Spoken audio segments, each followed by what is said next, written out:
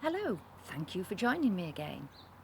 I've just moved to a different spot from the piece that I recorded on eye makeup because I thought we'll have a little pop of colour with the yellow and just here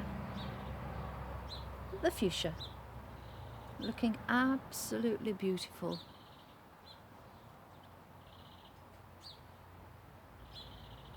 And it's usually surrounded by bees. So what I wanted to talk about is nursery rhymes. And the flipping sun's come out and is nearly blinding me again, but I will pursue this matter and talk about nursery rhymes and children, because they really are a great introduction to words, word patterns, and they're moving on to a link between the spoken, the heard word, and those little squiggles on paper. It's a nice gentle step for them. But you can have your moments, and certainly I had moments. My son was heavily into rhyme. Great. We'd just moved into a new house and he had got a book with lots of pictures in. He was sitting on top of the gatepost. I'm not quite sure how he got there, presumably by clambering up the actual gate.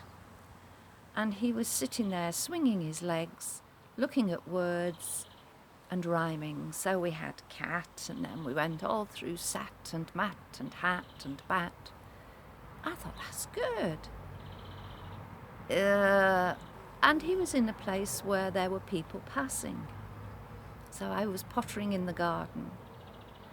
And then he moved to duck.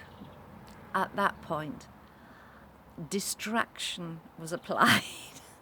Oh, could you just come and help me with this for a minute? Because I did not want a child sitting on a gatepost being introduced to the new neighbours by sitting and coming out with a string of rhyming words that I'm not going to give you now, but you know what I mean. My granddaughter, she of the makeup, I was sitting next to her on a bus in Hong Kong. Whether it was the same visit as the makeup or not, I don't know. But we were going to Tung Chung on the bus, the nearest town. And as we were driving along, she said, "Oh, grandmother dearest, what is that?" No, she pointed and said, "What's that?" So, yes, well, that's a sewage farm, darling. What's that?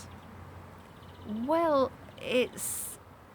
Oh, look at that over there. And I thought, God, how do I start explaining a sewage farm in such a public place to a 4-year-old? Anyway, she'd picked up on the word farm, so that was fine. So we had old Macdonald had a farm, and we went through the animals. And then on the way back, we were on the opposite side of the bus, so on the same side as said sewage farm.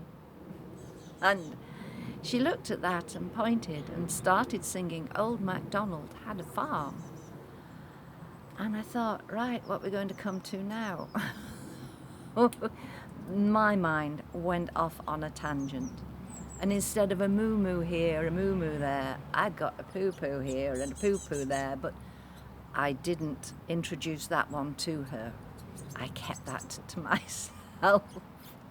So, sharing nursery rhymes with little ones can have its moments, but don't let those put you off, because they really are counterbalanced by the benefits.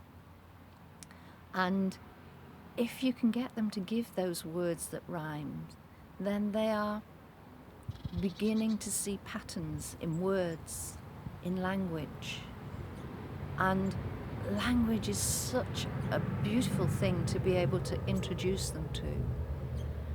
And I do worry about lack of face-to-face communication and the use of text-speak and LOLs and goodness knows what else.